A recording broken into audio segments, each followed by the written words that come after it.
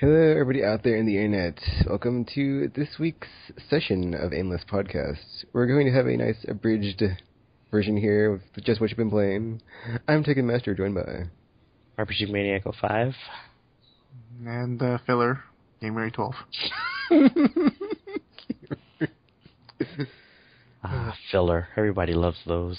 Yeah, some nougat. Except for when they're in anime, in which case they always be all nonsensical, and it's like, hey, get your filler out of my anime. Sounds dirty. Shouldn't be filling things up with stuff. Oh, we could just call it that, a filler episode. Yeah, we're just here with a filler episode. Yeah, we were trying to make up names before the podcast started. And I was yeah, you guys missed it. Tekken was being all dirty with his name suggestions. It was fantastic. You call it an Aimless Quickie. And then fantastic. And then I was like, well, maybe call it Aimless Abridged something, or Aimless Side Quest, and all this other stuff. Just think about what an aimless quickie implies. It's like, it's all aimless. It's a quickie. So just some random person on the street. It's like, hey, you, let's go to this bathroom over here. I like the Aimless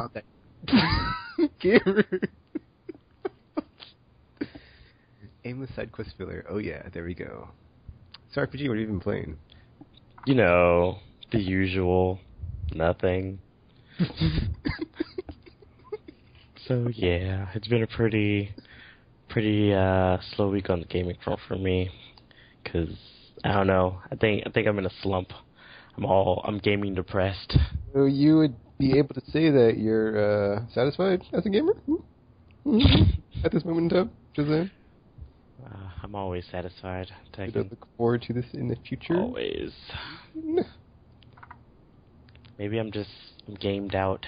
So many consoles. Are you satisfied with the Xenoblade Chronicles? Because, I didn't really get to hear very much about it from you. Oh, that doesn't sound too good. Xenoblade. It's just... Overhyped, huh? I'll tell you guys about that later, because that is I don't want to, because then you're just going to be all like, oh, RPG has on his hater pants, so no, I'm not doing it. I'm not falling for that. No, I refuse. Are you going to pick up the title in the Operation Rainfall thing? Story? The last story actually looked like it was going to be good. Awesome, so... It has online co-op, woo! Sorry. And it's made by that guy that made the Lost Odyssey thing, so it's got to be good, right? Right? Wait, that has online co-op? Yeah. Yeah, it has like a arena mode where it's like 3 versus 3, and it also has like a co-op thing where it's like 6 players versus like a boss rush kind of thing or something. Oh. So yeah, the battle system looks cool, but it also looks kind of complicated. So people are probably going to be like, "Oh, this is too hard." It's like they were doing with the Resonance of Fate thing. So we'll see how that goes. Yeah, is that a dig against a certain person? Yes. You know who you are. You know who you are.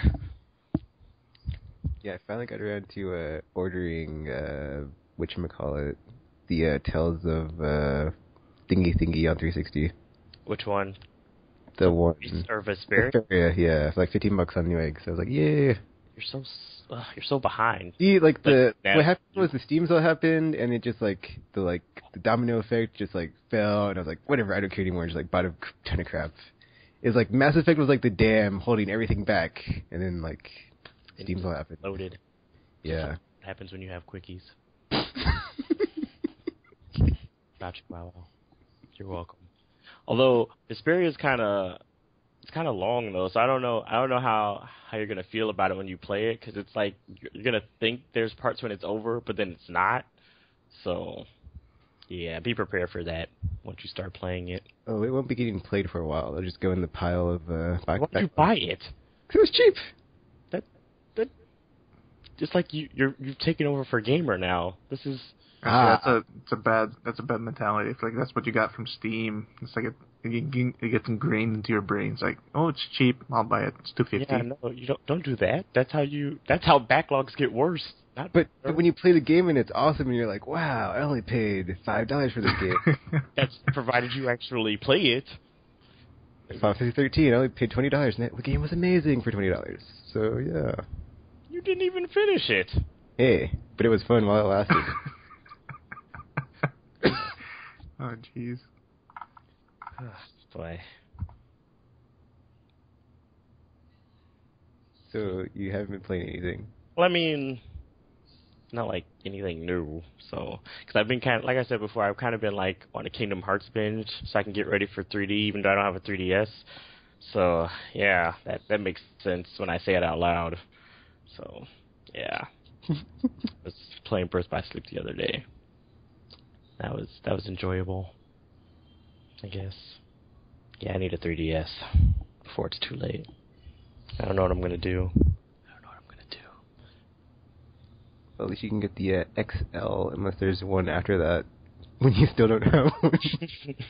Right? But see, that's the thing, too, because it's like, should I just get one, or should I just wait and try to play the waiting game and see if they come out with another version of it? Because it's like, you don't want to buy one and then, like, 2 months later, like, oh, by the way, guess what we're doing now? And then they have this new version of it with 2 analog sticks and super online, and I don't know what other features they can add or whatever, but it's like I don't want to play this game with Nintendo, and considering that the DS had like 70 different versions, you can't be too sure. Okay, if you're counting the DS before DS Lite and DSi, there's not that many. Like after the Lite, But all of and those they got had into like the XL whole versions as well. DS. Oh. No. It was just DSi XL and like DSi XXL or whatever. There was an XXL one? I don't know. That seems. I was about to say, that seems. I don't think that was an XXL. Like, why would they do that? That just seems ridiculous. But I'm just saying, I don't really trust them. I'm sorry, Nintendo. You're turning into Capcom of handhelds, and it's concerning me. It's concerning me.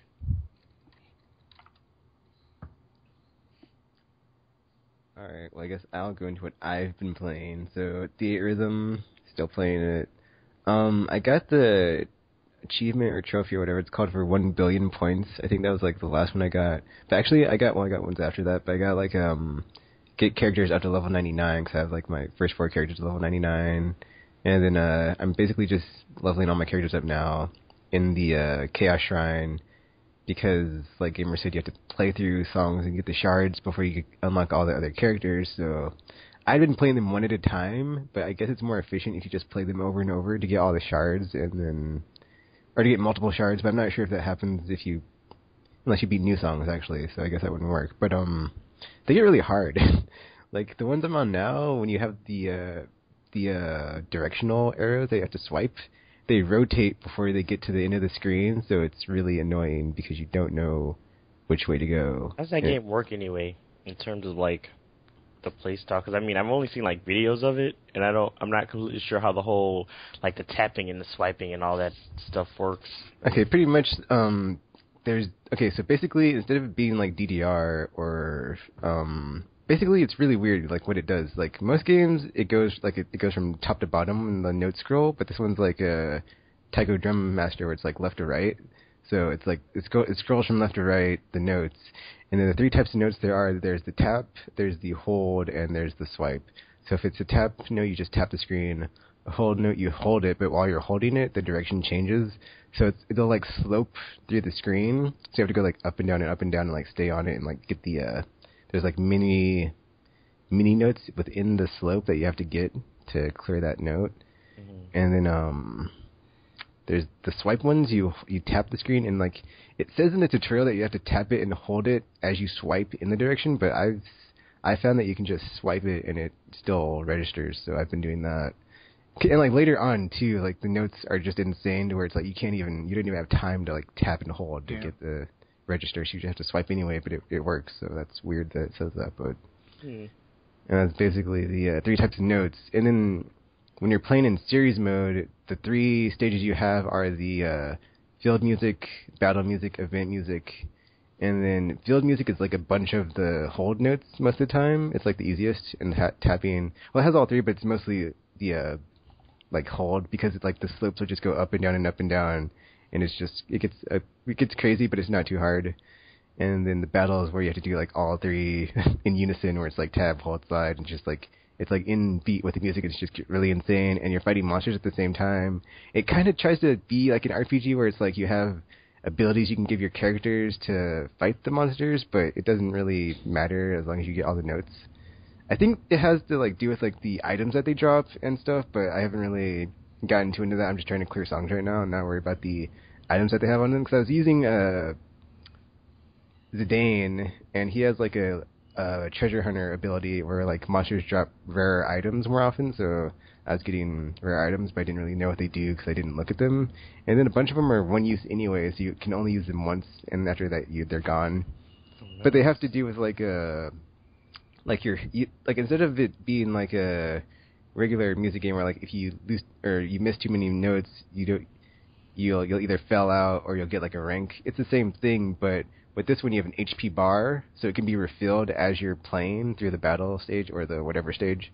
So like if it gets too low, like an item will trigger, or you can have a character set to like trigger a spell that'll like heal you. Like I think Cure, like Lightning had that, so she could like heal us during the battle. I love Lightning. If we got too much damage. And so, like, your abilities have certain characteristics that will trigger them or cause them to go into effect, or they'll just automatically trigger. Like, I had Cloud. Yeah. I was waiting. Okay, so I was waiting for the effect there. So yeah. So I had Cloud. You're welcome. And he has Omni Slash, and I also had Titus, and he had Blitz Ace. So those two abilities, they basically trigger whenever boss monsters on the screen are in the battle mode, and they'll like attack them with the full stat of whatever their strength is, and like it'll do that damage. So they have like limit breaks and stuff? Or? They don't have limit breaks, but they do have summons. But the trigger of the summon. Is the name of one of Titus's limit breaks, I think. Well, actually, I guess I wouldn't call it a like limit break, or it's just an ability. It's like each character has like a unique ability from like whatever game they're in. Oh. I guess that whatever that mechanic is to like give them an awesome attack. So that's his, and that's Cloud's. And then let's see. Oh, also you can trigger summons during the battle mode because it'll like the notes will turn gray, and if you get a certain amount of them right, it'll have the summon monster come onto the screen, and then you have to hit the next set of notes in the song, and then the summon monster will do its attack, and it'll damage the enemy accordingly. If you like get them all, it'll usually kill it, so that's pretty cool. Oh my. And it's pretty cool because like depending on what series and like each, basically from Final Fantasy 1 to 13, like it has like the monsters and the bosses from that game when you're playing the song. So it's like you can like see the enemy on the left side and your party's on the right, and like it'll drag out like Seymour's in 10 and like Sephiroth is in 7, and there's a bunch of the what are those dudes called in Final Fantasy 13? The paramilitary dudes. Psycom? Yeah, the Psycom. There's like a bunch of Psycom troops, like if you're playing the 13 music. But then it's like weird because like it'll mix them up, like when you're playing other modes. So it's like they don't always fit in the same game. But that's a remix. That's pretty cool how they do that. But, like, at first I was like that was weird, but then like now it doesn't bother me since if it's a song that's now with another song from the same game, it makes sense to like have it mix characters and music, so it makes sense. But yeah, it's like it got like the characters from the series when they're in that set of songs. So that's pretty cool. I even have like a Tonberry for Final Fantasy 6 and like Cactuar is in there too. Cactuars and Tonberries. It has like basically it's like a bunch of fan service. So yeah, it's pretty cool. I'm gonna have to buy this game. Crap, I forgot I still don't have a 3DS. This really is not working out at all. But that's basically I think most of the gameplay. Am I missing anything, Gamer? Because I know you have it too. Have you unlocked any other songs? I've Is there any X2 songs? Do you know? I don't. The only stuff I've unlocked is in the Encore mode. They only had 2 songs, Gamer. Yeah. That's all I want. Oh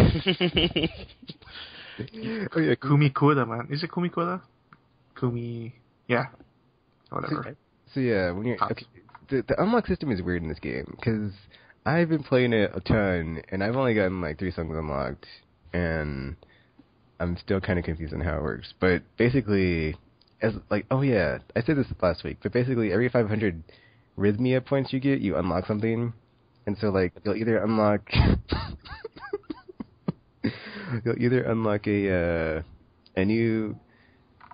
I'm trying to remember it. So basically, besides series mode, there's challenge mode where you can go in and play a song in the beginning difficulty or the expert difficulty. And so, like, you basically try to get, like, S rank or S rank or S rank, which in triple S rank is, like, perfect score, like, no misses, and I have one song that I've done that on. Which is the only reason I know it exists. So, there's, like, that's, like, the top score, and then, like, you have double S, single S, and then A, B, C, D, F. So, I think what you try to do is you try to get, like, as high a score you can, but, like, as you're doing it and you're getting more Rhythmia, you unlock stuff in other parts of the game. And there's a museum that you can go in, and in the museum, like, as you go along and you get more Rhythmia, it unlocks, like, movies that play in the background of songs when you're playing the event mode stage, which is a bunch of, like, the CG or a bunch of, like, the stuff in the game, like, from scenes from the game if it's a game that was, like, before PS1 graphics that doesn't have cutscenes, and it's all, like, mixed together from the game. And then, like, music player lets you listen to, like, songs that you've... it doesn't... Basically, in music mode, or the music player thing, you can listen to, like, the full song and not just have to worry about playing through it while you listen to it, so that's basically what that mode is. And then, like, the collection, you get to look at your cards. Yeah. You unlock cards as you...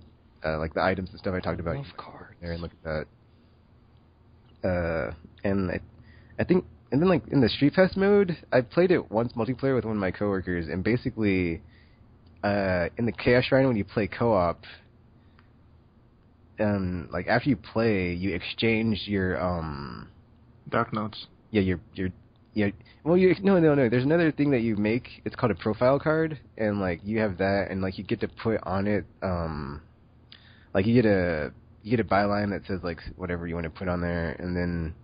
Besides that, like Gamer said, you can attach a Dark Note, and the Dark Notes are what you play through in the Dark Shrine. So those are all like the hard songs, they're the hard songs pretty much. So you attach one of those, and then that's like what you exchange whenever you play with someone in multiplayer. And then like when you play multiplayer, I was confused because like we weren't really talking or coordinating, we were just playing. So I'm not sure if like you actually play in real time with them, or what goes on there, because like we kept getting like this weird thing on our screen where it had like a character on like the top left, like doing something, but we didn't know what it was, so that was weird. But whatever. But yeah, on your profile card, it has your byline, which is basically you get to say 3 adjectives that describe you. Well, just 3 adjectives really. It doesn't have to be something that describes you. So you just be random words. Just be random words. And like as you go along, you unlock those through the Rhythmia, and then you attach a Dark Note, like I said already. And like you select the design, so there's stuff that you can put in the background and like change the color. And you also can like edit the message and put something. And on mine, I have like hello there with the cheapy smile. And then on your profile card, it says like your byline, and then under that it says whatever your profile is in the game. And then it has your playtime and like how much progress you have in the game. Because mine says 14 out of 64 trophies unlocked, and my playtime's at 14 hours and 56 minutes. And then I think there's like a backside to it. Oh yeah, there's a backside. Let me see what's on the back. So on the back of your profile card, there is your current party. So mine's the dudes from Final Fantasy 1, 2, 3, and 4, and the most played song. And then it has series, number of courses cleared, number of perfect chain courses, and then challenge, number of songs cleared at 49, number of perfect chain songs, 13, Chaos Shrine, number cleared, 33 for me, and number of perfect chains, 0, number of Dark Notes cleared, 28. And then I guess that's basically just your stats then. Okay, that's weird. It says my most played song is the main theme from Final Fantasy 2. Maybe it is your most played song. Well, yeah, but I guess I didn't notice that because I've just been playing, so I haven't been paying attention to that, so since it tracks that for me. Let's see. I'm trying to think of anything else I didn't answer that would be relevant to the in-depth analysis I'm going into on this game. I think. Do you have any more questions, RPG? Because I think I pretty much covered everything. No, I already want to buy the game. All right. Yeah, that's basically Theatrhythm. With my lack of 3DS. Sigh. Do you get anything for downloading the DLC, Gamer? Yeah, you just get Rhythmia points if you just play them as any other song. But you can only play them in challenge mode. Oh, yeah, that's so challenge mode, I was going to say, like the songs you unlock, when you unlock individual songs for play or extra songs, I'll add it to the challenge mode, and like there's another orb that gets added, because each series has, or each game in the series has its orb, and like the orb that gets added for the songs that you unlock to play by themselves that are extra is under the Final Fantasy Encore orb. And so right now I have 1, 2, 3, 4. I have 5 songs in that. So I've only unlocked 5 extra songs that are not in the main 13 games that are in the playlist for the series mode. Yes. And challenge. 14 doesn't exist. Gamer said there's like 70 songs, so I have a ton of songs apparently. You know, it's weird. They have a Versus 13 song. They have Somnus in there. Why would they? Why? Is it like people? No, because like they're like, oh, people recognize it, so we just added it in. How are they going to recognize it? The game doesn't exist. Doesn't make any sense. Is that the one with like the chick at the beginning that's like all dun, dun, dun, dun, dun, dun, dun. Yeah, that's the one. Oh man, I can't wait to unlock that song. Okay, just wanted to say that because like I remember like back before Final Fantasy 13 came out and like the theme was in this like the trailer, like that theme was in my mind too. So it's like yeah, I can't wait to get that song and play it. Okay. Besides Rhythmia, I mean not Rhythmia. Theatrhythm. What? That's not right.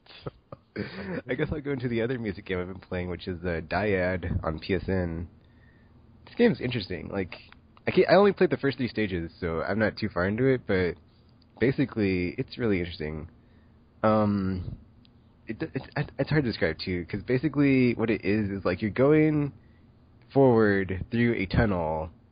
And you can rotate the screen, or your perspective pretty much, like, 360 degrees. But it's not in a circle. It's kind of hard to describe. Like, you basically have a tunnel. It's like the note highway in amplitude and frequency, but it's all the way around the screen and not just like a... Oh, I guess it's more like amplitude then. Or not, I mean frequency, because it's a full circle and not just like a straight line like in frequency. So, I mean frequency, my bad. Okay, frequency was the circle one. Goodness. Amplitude was the long one. I'm trying to get it... Get it together, Tegan. Get it together. Sorry. So it's more like frequency because it's a full circle. So basically, as you're going around the circle, there's notes of different colors, and there's blue and orange so far, and I haven't really gotten anything beyond that. And you try to match them in pairs.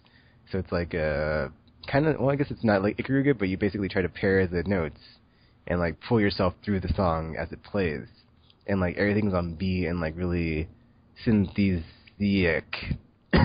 Or however you say that. You just made that word up. No, because synthesia is like the whole, like, when you're playing a music game, but it's not like a music game, it's like more of like experiencing the music in the game as you play it, so it's, yeah, it's hard to describe, but it's like that, synthesia. So it's not really like points, let's get points, blah, blah, blah, like Theatrhythm. It's more playing through the song, but you're experiencing the songs, so like the controller's vibrating, and it's like on the beat, kind of like Rez.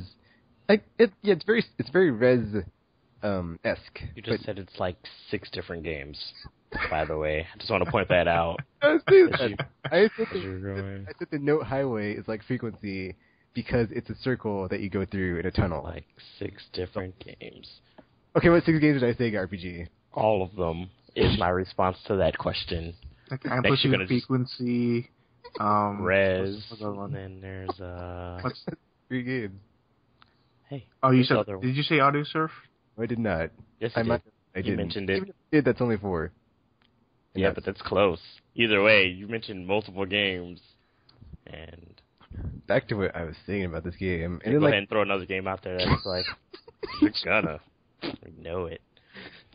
So yeah, it's cool too, because like the background is like really like ambient and abstract and like just like weird, like, well, I guess like the first 3 stages, I'm not sure if it gets any crazier, but like it's just like you're going through like not clouds really, but like this weird, there's like a weird effect that they're like graphically doing that like when you're going like through the background, or you're going through the tunnel of music. Kind of like really Child hard. of Eden. It's really trippy too, but just play the demo when you know what I'm talking about. It's hard to describe. But like as you're doing that and you're getting notes of the same pairs, you're getting, I think it's called chains, because it's not called points, I'm pretty sure. And like you try to get like as many changes as you can, and then you get to the next stage and it unlocks the next stage. So yeah, but then you have to clear this stage the first time before you can unlock the trophy mode where you try to go for trophies on the stage. So yeah, and then later on in like the third, I think maybe it's the second stage. It introduces like you have to dodge X's that are red while you're pulling yourself through, and then in the third stage it introduces like getting shot at while you're pulling yourself through. So you have to like dodge oncoming fire, which are red blocks. So it has like red blocks and red X's that you have to dodge as you're getting the blue orbs and orange orbs. So yeah, it's pretty. Sounds weird. Just play a demo and you'll know what I'm saying. Trust me, it makes perfect sense. Doesn't sound like it does. Bad, and that was the two music games I've been playing. Did you not buy Rhythm Thief? Oh. I meant to. I didn't get it. I'm waiting to get paid, so when I get paid, I'll buy it. But I have to make sure it's good. Don't judge me. I heard it was fun. I've heard good things too, but I need to hear from somebody that's not like a review site. Oh. Well, the thing was like I looked at GameStop on like the on their website that like has like the map of like in your city of like what GameStops in your city have that game, and it was in the ghetto, and I was like, I don't know if I'm to get this game. So why don't you just order it off of Amazon? RPG, I'm getting to that. Okay, so it's like I looked on Amazon. I think it was like wait a minute. Yeah, it's $30. It's cheaper on Amazon anyway, probably. Price on both, but basically I was gonna get it from GameStop because I would get my reward zone points, or not reward zone, but that's not the right store at all. I don't even shop there anymore, but the game something whatever GameStop's thing is, Power Rewards, that thing, because there's nothing on Amazon, so I was like, I have no incentive to buy this from them, so I was like, whatever. So I'll be getting that when I get paid tomorrow. And that's the other thing. I was like looking through games on the 3DS on their website, and I was like, New Super Mario Brothers 2 comes out, so I'll pre-order that as well. So yay, and I get like a free golden coin thingy. So yay, more 3DS love. You mean like that golden coin they got with the Galaxy game, or like something in game? 10 actually. It's not really a coin. Oh. But that's my story of why I have not gotten Rhythm Thief yet. Darn. I have to play vicariously through you guys, because I don't have a 3DS yet. So once you get a 3DS, you can always play the demo. But it'll be too late by then. Be too late. I probably would just own the game by then. Because I've been just pre-ordering games that I don't need for a system I don't have. Yeah. And then besides that, the only thing I've been playing is cracking out hardcore yet again on Mass Effect 3 and multiplayer, because they came out with a new DLC, and I was all over it, and I was like, oh, Mass Effect 3, so good. He was just like that when it came out, too. Yep. It was 5 a.m., and I was like, I'm not sleeping until the DLC comes out, and I play it, and I cracked out for like 20 hours straight, and it was one of those days, and I was like, woo! There were a lot of napkins involved. There were no napkins involved, but I found myself waking up at 12 in the afternoon. I was like, what happened? Mass Effect 3 happened. Oh, and I cashed in like 4 million credits. 2 million on PS3, 2 million on 360. Man, I totally like got a bunch of cool, awesome stuff on PS3, 360 not so much, so I'll be grinding away on that. And then I decided to buy like $50 worth of premium Spectre packs. Oh my god. Wow. Just wow. Jeez. The ninja, so sad face. But I get paid tomorrow. And you still didn't get the ninja? That's hilarious. That is kind of hilarious. I have my Revenant level 10 now, so my Krogan Sentinel is just destroying everything in silver, so that was awesome. Oh, the maps. So yeah, the Rio one's cool. It's like the best looking map so far, arguably. I was kind of disappointed with the Earth map because there's like something in the environment in the single player that's not there. That I wanted to be there, but whatever. I just like that it's very large, and it feels very Gears of War to me because it's like a very large battlefield, but it's not a battlefield. It's basically just like a bombed out Earth level, and like when I play it, it feels like the day one map because like I use the same mechanics if I'm on a higher point than the enemy because there's like only one part of the map that's like high, and the rest of the parts of the map's low, so you can just get up there and like perch up there and just destroy everybody. And then the Vancouver one's kind of I don't know. It wasn't what I expected. I expected to be like more like crazy stuff going on in the air with like stuff coming down at you and not just being on a hospital that's being evacuated. But whatever, like, it's interesting, but not what I wanted. But I'm not gonna complain because it's free. That's awesome. Oh, new classes, dude! Shadow Strike, that ability, just so awesome. Okay, I'm trying to like. Okay, let me apologize beforehand about Mass Effect 3 like I always do because I'm about to gush.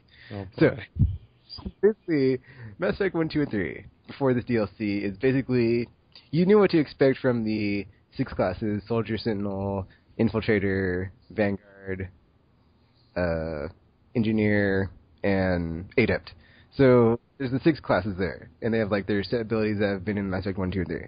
However, BioWare, in their stroke of genius, has like just upturned the T-tables and like just flipped it to where they have 6 brand new versions of the class that you've been playing for 3 games, and they are awesome and just like super not overpowered, but just like their powers like they just like it's hard for me to describe what they did and like how they did it, but they totally just like stroke of genius. Like they play completely different and they look completely different, and okay, not completely different because one looks like a character from the campaign, and one looks like the Phantom. But besides those 2, the other 4 are like pretty cool. And one has like the awesome shield that was in the Shadowbreaker DLC.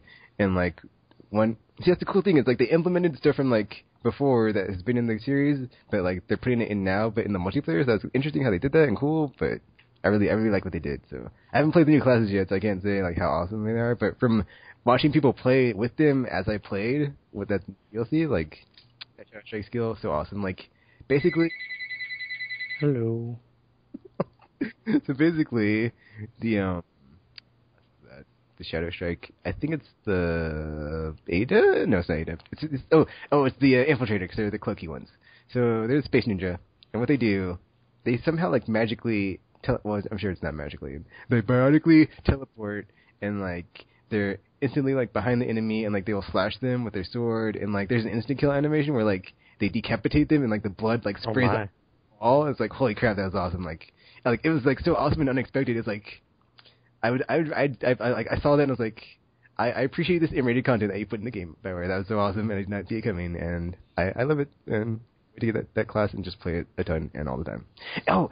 Today I was playing with my Sentinel, and like I had one on my team, and like they have another ability where they can throw their sword. So it was like, or not throw it, but like they were shooting out like electric energy from their sword. So it was like there's an Atlas, and like they were doing that, and I was throwing my clutcher grenades and just like shooting it, and just like we're destroying it. Like it was so fun. Just I love you so much. If you're a person, I'd marry you or try. Oh my. Be all sad if you did not accept my proposal. So, yeah. Trying to think of anything else. Did you talk about Platinum? I did not talk about Platinum. I don't really want to talk about Platinum because I did not have a fun time on Platinum. Did you see there's like, even though there's like people are beating it like the regular, Firebase, White, Geth, that way, there was a person who soloed Platinum. I was like, what? We had like such a difficult time getting through that, and this guy just like solos it. Like, how does that make you feel? The thing I think that's cool about Platinum, shit, like all the gear, like that shows like how like your gear and like the way your character build is, and like you go into like the RPG like system that's in the game. Like if you know what you're doing, you can just like set yourself up and like go to it and just be like, haha. But like it also if you don't have any credits, you're scared to try to do that because it's like or I'm like I guess I call it gear. Level 10 stuff that's like super awesome or like even more powerful because I only have like level 3 Black Widow, and that's like so it seems like you have to be maxed out in almost everything just to even try to go through that mode without cheesing it like Firebase White, Geth, that type of stuff. So, because like I saw this video, because like right after we played, I was like, I gotta see someone play this. Like, this is almost impossible. Like someone using a claymore, like from long range, it was killing people. I was like, what? That's crazy. Can't make you do that. I want to play multiplayer. Was the person that cleared it using the infiltrator? No, they were using it was a Geth. They were using hunter mode, so I don't know what that is. Is it infiltrator? The Geth infiltrator. Yeah, they were using something. They were just like killing left and right. And what's crazy about Platinum is that the specials, they can also come from other classes. So they were playing against Geth, but they were also getting like an Atlas. I was like, what? This is crazy. Like someone was like, I did not expect the specialists to spawn in from the other races, and they're like, together. Yeah. But yeah, I don't. And then Choptical said something about like, yeah, we can try Platinum later if you guys are done podcasting. I don't even want to play that crap. That's like, that's like exercise in just terror for me, because it's like no fun. I want to play. I think it's better to just try gold, because gold is doable. Gold. I don't even like gold. But silver it's sort of kind of getting easy for us, even though sometimes we get pinned and we don't know what to do. Like Tekken, like saved the day for that one round. It's like, wow, amazing. Oh yeah. I had that. Yeah, like when I'm using my Krogan Sentinel, because like there's a tank class, so they can just like take damage, and like they're like, I'm not gonna say they're bulletproof, but they take a lot of damage. So it's like I was in this one mid game and we were playing, and like I was the last one alive, and like other people had their mics and they're like, it's all up to you, Tekken. I was like, all right, dude. Good job. Good job. Yeah, if only you would even get the PS3 copy, or Tiger Fox would just rip himself apart from Star Wars, and maybe you could have a 4-man crew. But I can't. All my data and stuff is on the 360 version. Just recreate it. No problem. It's so much work. And I've done so much damage in my universe, I can't not use that. That makes me sad. Or you could play with the Psycho Femship on action mode and be like, Femship, no! And she'd be like, I don't care, I'm gonna do it anyway. Ha ha ha. It's just not the same. I wish there was a way you can, like, transfer your data from one console to another. That would be awesome. Someone should do that. Get to work on that. There is a way from 360 to PC, but that's about it. That doesn't do me any good. I know.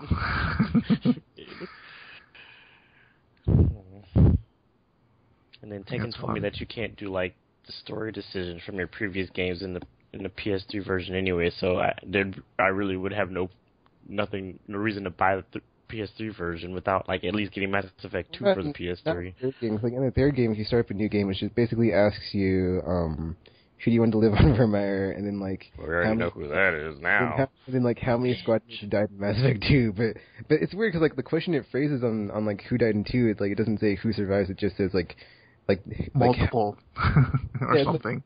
It's like weird. Like it asks like how much stress is Shepard under. It's like it's like Caden's death, Ashley's death, or the deaths of many squad mates over the last 5 years or something crazy.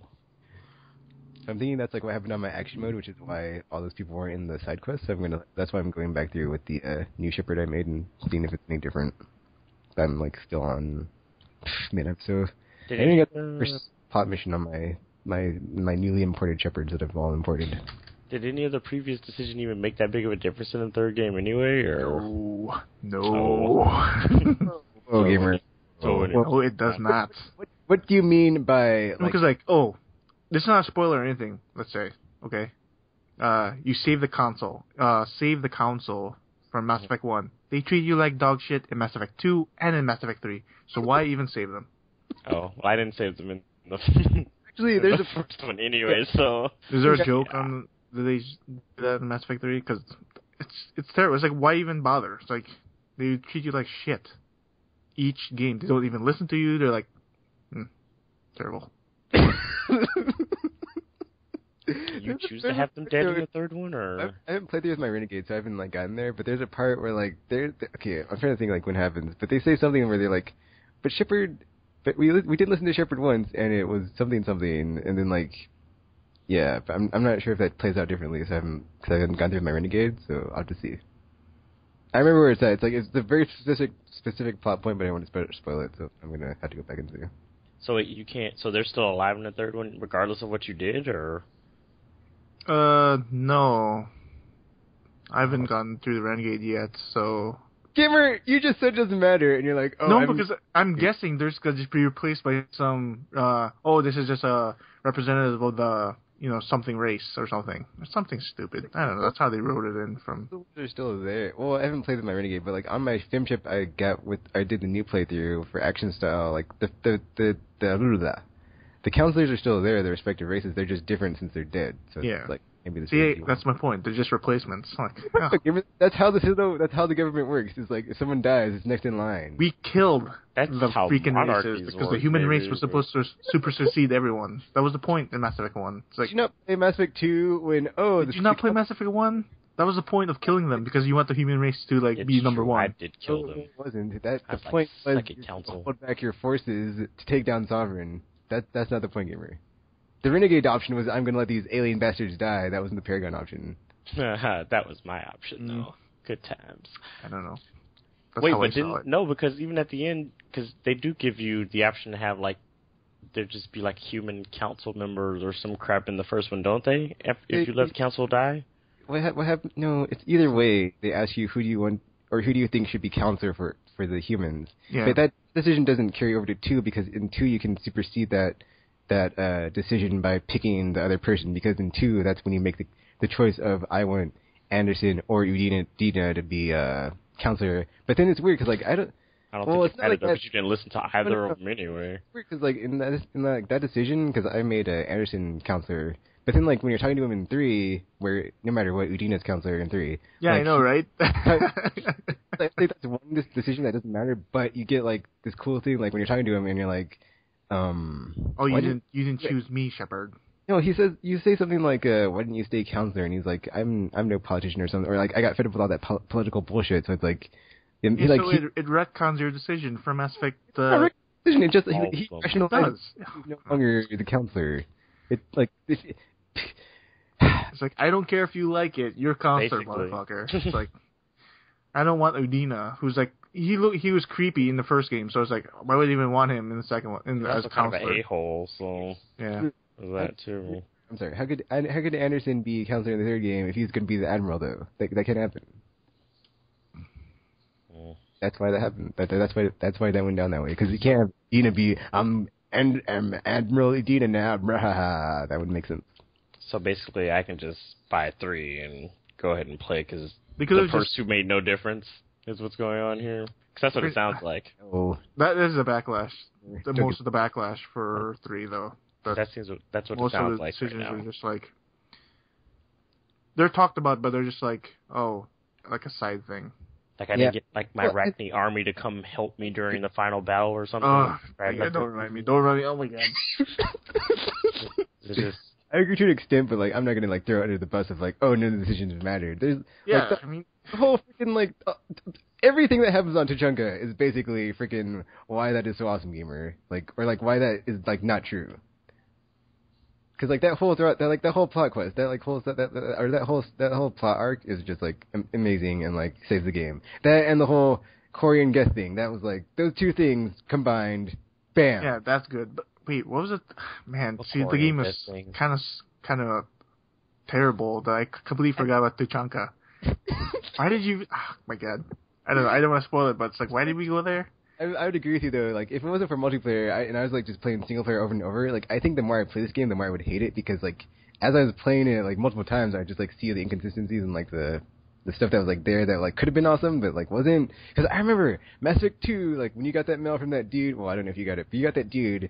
Or, not the dude. You got the mail from the dude who was, like, his wife, they, like, took her body to, like, get the weaponry like experiment, and he's all like, I have this cafe on Earth and all the Alliance soldiers eat here, blah blah blah. Like, to me, when I got that, I thought, holy crap, Mass Effect 3 is going to end on Earth when you're like with your squad in that like cafe like after the war, and you're all like, man, that was such a like awesome battle or blah blah blah, and like some people died, and you're all like, let's pour one out for Garrus or something. Pouring out for Garrus. Alrighty then. Or it could be like that quote unquote secret scene at the end of the Avengers where everybody's kind of just like sitting there in silence and being all awkward. I got mad because friggin' okay, I'm sorry, I forgot what I was about to say. But something happened. Oh, Mass Effect 2, Jacob. He says, like, point blank, Shepard, let's meet up, spill drinks on the Citadel. Mass Effect 3, you meet him on the Citadel, you don't get to go drinking with Jacob. I was like, what the F? Like, I almost lost it, dude. Like, after thinking about it for a very long time, I've become very angry at this like. Oh, yeah, that was the thing I was kind of angry at, too. It's like, these characters that you actually enjoyed, like, talking to and playing with are just, like, side characters. He's like Jack, especially for Jacob's like, oh, I'm a family man. I'm Shepard. I can't join you. It's like, what? It's like, screw your family. Come help me do this. Oh, that's like, right. Dude, I fucking saved your father from being killed. You owe me, motherfucker. Oh, you saved his father? Or you not didn't. in my playthrough.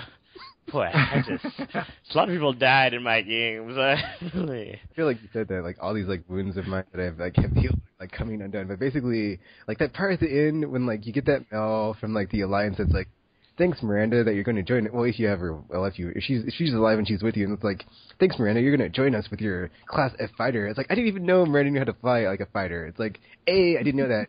B, it would have been awesome. It was in like a cinematic somewhere. C, what the F is it not in the extended cut? If like they could have added that, that'd have been like truly epic. If like Miranda blown up some Reapers or something like with her ship and like, yeah, I'm a fighter pilot. That it was like that whole yeah. I'm sorry. You know what I think is like, in the end, they really needed just one more year to go through the game. Like I felt it really feels unfinished. Yeah, especially the Arachnite thing I told you about. Story-wise, like, what do you call this? Set piece-wise, it didn't really wow me as in 2 did, so. Oh, let's make Cause just imagine, Arachnite War! Oh my god. It'd be incredible. I even said that, like, on my Shiloh take, and I was like, Suicide Mission was, like, easily, like, trumping all that EMS BS on Mass Effect 3. And I was like, after, they even made the score that you had to get lower. And yeah, talking about it makes me angry. Like this is, I'm about to go into rage mode about Mass Effect 3 again, but it's like, it's just like all the repressed memories and like just are coming back, and just like, I feel like I'm in grieving again because why not just remove it? Just remove it from single player because you know it's a broken system in the first place. Like after the extended cut, and I had to play through the ending over and over and over again, and like talk to my squad mates the final time over and over and over again. I got like so emotional and sad, and like yeah, it's coming back and just.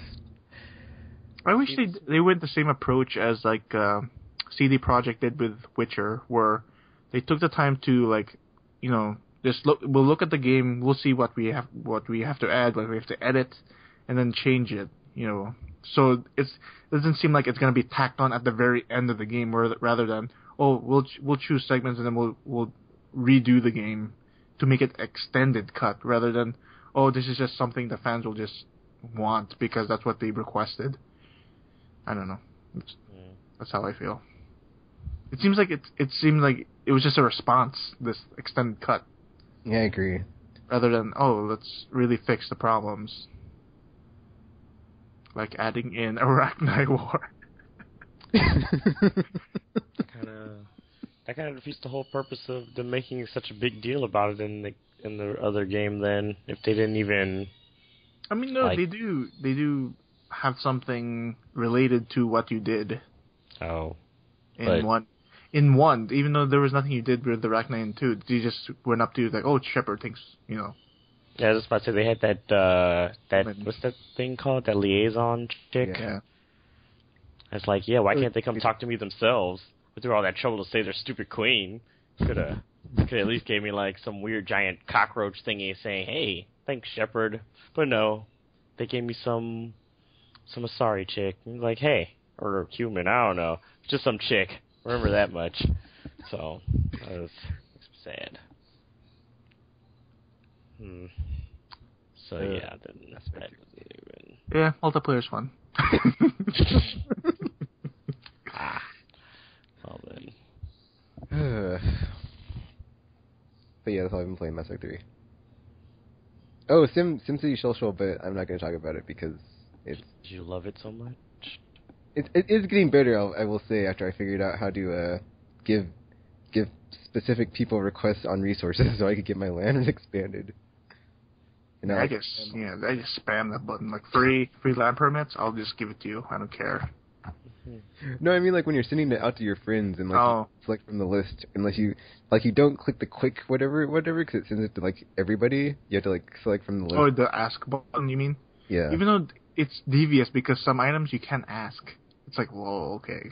You really want me to spend money here. And then, like, on the train thing, I'm confused because, like, I like, one day I didn't send, like, anybody anything because I wanted to see if it worked because I was like, okay, I'm not gonna... Or I did the thing where it's, like, Tropical said you could just, like, close it and it would, like, automatically send your friends invites to, like, put resources on your train. And then, like, today I spammed everyone, so I'm gonna see if, like, I get more resources. Because, like, when it came back today, it had, like, 1 crate of supplies. And I was like, what? Like, every time I've spammed everybody, like, it's sending me, like, way more stuff. So, man, it's just... I think that's like a broken thing that they could fix. Like, I just want to spam the 4 people I spam constantly, so... Yeah, or, like, only the people playing the game, like Tropical said you can do. Yeah. So it's like, I wish you could do that. It's crazy because, like, you could disconnect the game from your wall, and it's just going to be, like, there will be this annoying pop-up. It's like, oh, get connected. So you can spam shit to your wall. Like, no. I don't want to. Yeah, make it stop. Make it stop. But it's like, it's really an interesting, like, how you could build the only things that are really priority based, like the attractions, where you could level up level 1, level 2, level 3. Those are your main things that you have to build in order to create a huge population. Like, you have to strategically place, like, oh, I need to put the park here, I need to put the, like, theme park here to get the biggest population, like, or try to get resources to build the arc. And that's your, like, the only goal is to get the highest population. Because, like, man, Tropical just beat Yukino recently. It's like, oh, man. That means Fighting words. I know, right? It's like a war. And you can see, like, Tropical, like, he only focused on, like, certain things. That's why his city is pretty small, but it's, like, it's so gigantic in height. But then Yukino's, like, spread everywhere. It's like, wow, holy shit. Yeah, that's why I wanted to, like, raise my city and restart, because I knew if I, like, place stuff strategically and, like, the right way, it'll just, like, grow much faster, even if you have, like, less buildings. Because if it's by all the attractions and all that crap, it gives you bonuses. To be honest, like, businesses, they're just, like, a waste of money. It's like, you could just spend it on farms, and you could get the most money that way. And use your train to get equipment. So it's like the factories are kind of useless. Like, it'll only give me, like, 50... materials, like, rather than the train giving me like 5,000. Yeah. Jesus, why even bother? But yeah, still addictive. Even though your city, do you have a police station now? Yeah. Oh. But once it starts spamming you, oh, get a hospital. Oh. Game is devious. But yeah, that's all I've been playing. I think for episode 200, I'm going to come back with, like, a systematic, like, quest by quest, character by character, like, breakdown, Mass Effect 1 and 2, stuff that did not make it into 3 or, like, not even touched upon. It's like, that's how upset I am about that. So yeah, I'll say it's a good thing, but then, there's stuff about it that just irks me to no end. Just, I don't want to get started. Just So basically, it wouldn't matter which version I bought. We're getting at then. It's good, because I still can't find the backing to my 360 controller anyway, so...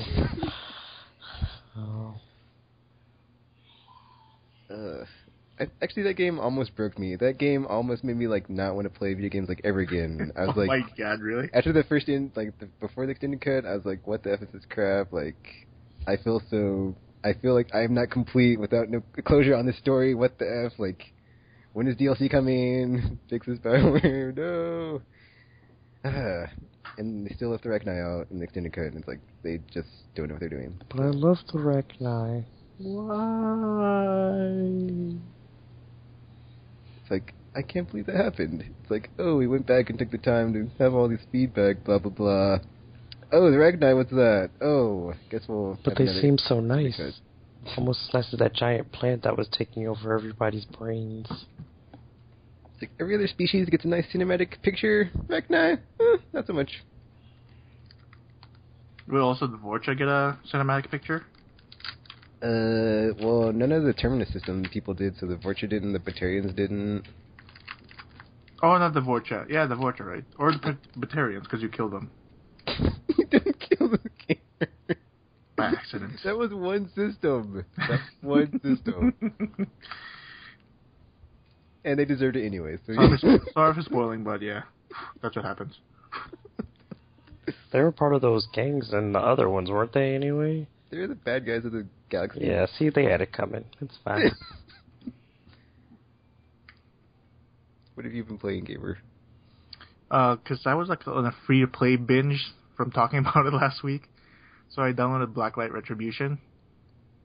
And it's kind of broken because if you play it from Steam, you can't join any games. It'll say, oh, can't join game, it's in the process of ending. But it's like, it's not. So what you have to do is like close Steam and then copy the or just run the executable from the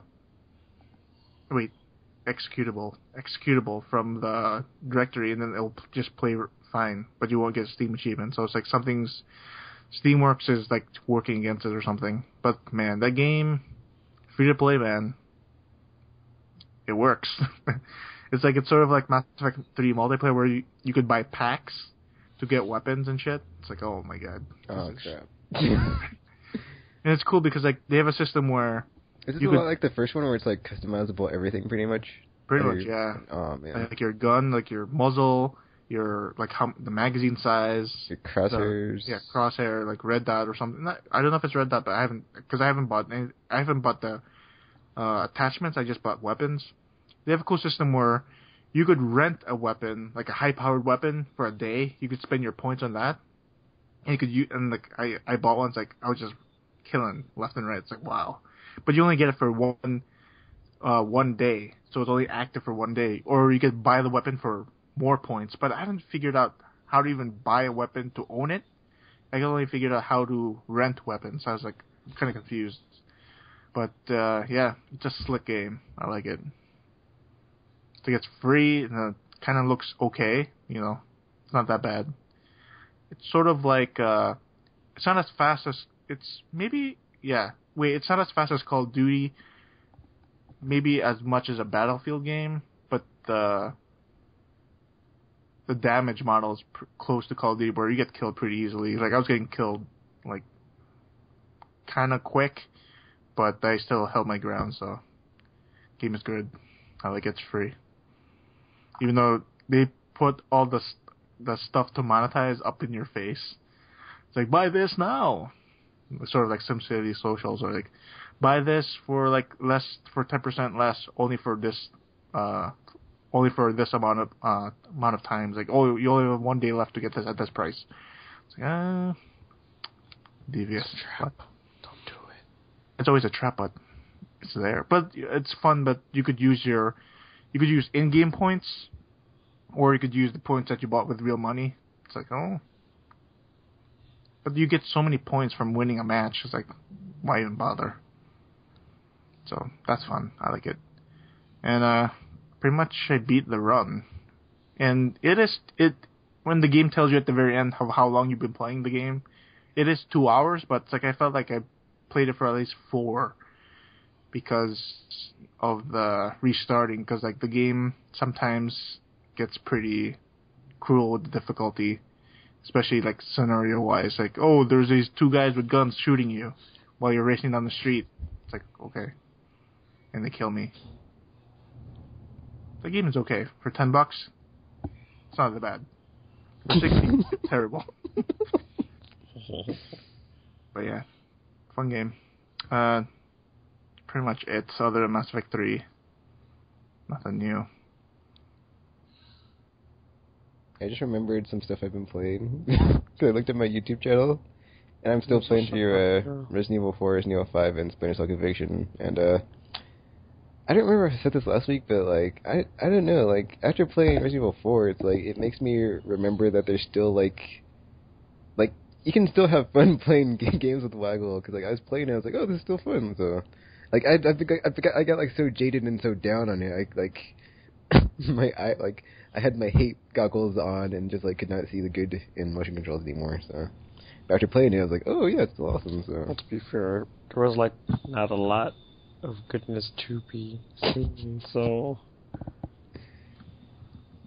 yeah, the accuracy is just like wow. And like the like playing that in 5 and like just being able to react faster with those controls versus like 5 where it's still tanky, but with a controller it's like not even as, it doesn't feel as responsive. So it's like, oh, okay, that's interesting.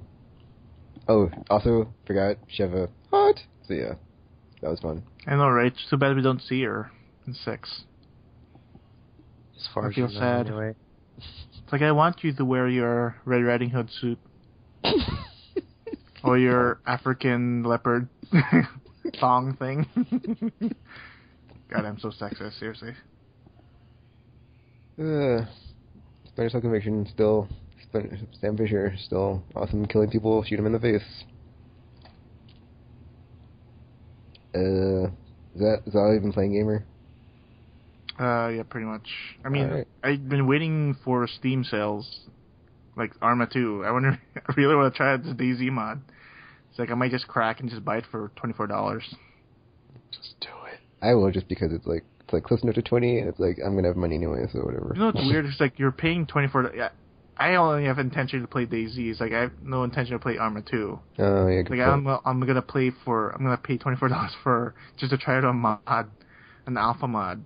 So it's like, it's kind of crazy, but I think I could just wait until Winter Cell then. I haven't bought anything on Steam. The only thing I bought was that Dead Rising 2 off the record. Just because I had the first game, even though I haven't even touched it yet. So, yeah, Steam sales, not that good this year. I don't know. I wouldn't say that. Being as someone who bought everything, almost everything, is like, Just about to say, it doesn't count for I mean, it's great for people who are introduced into PC gaming, because, like, man, you get a lot of great deals. But as someone who already has most of the games on other platforms, like, it's kind of bad. But yeah. Yeah, I'll talk about my Steam sale purchases next week, and then like also like this time around, I'm going for like games, and then like the winter sale, I'm going to go for DLC. So that's what my strategy is. Because there's a bunch of games I have that have DLC, but I'm like, I'll just not spend money on it right now. So, and then when the winter comes around, I'll have games to play anyway, so I'll just like not buy any games and get the DLC for everything, and be like, haha, yes. I almost bought LA Noire for $5, but I was like, no thanks. Yeah, it's kind of a bad port, I've heard. Even though I got it for free, but... And I looked on the profile page and it doesn't have controller support, so I've been doing that a bunch, like seeing if something has controller support and like making my decision of, do I want this with mouse and keyboard or not? I think I even picked up Red Faction Gorilla finally, so... Yeah. I was like, yeah, why? It's like, because it's awesome. Have you played it before? Awesome. No, but people say it's awesome. So. Oh, yeah, man. Yeah, enjoy the ride, like, man. It's great. Just put it on easy, you'll be fine. Alright, so I guess that's it for our abridged Aimless side quest week. Quickie edition. And, thanks for the comments. People that commented on the episodes last week. And thanks for listening. And you can check us out on iTunes, Facebook, wherever, the site, aimlesspodcast.com. And, RPG Gamer, do you have any last words before you depart? Last words? I'm not dying. Or any closing statements? No. I do not. Thanks for playing. Gamer. Yeah, play Mass Effect 3 multiplayer. It's better than the main game. Aww. Ouch. I disagree, but I'm not gonna. I'll save it for later. So yeah, till next week. In this podcast, we're now signing off. Represent. Woo, peace be, Prince of Good. Ow, tweet me on my Twitter. Oh.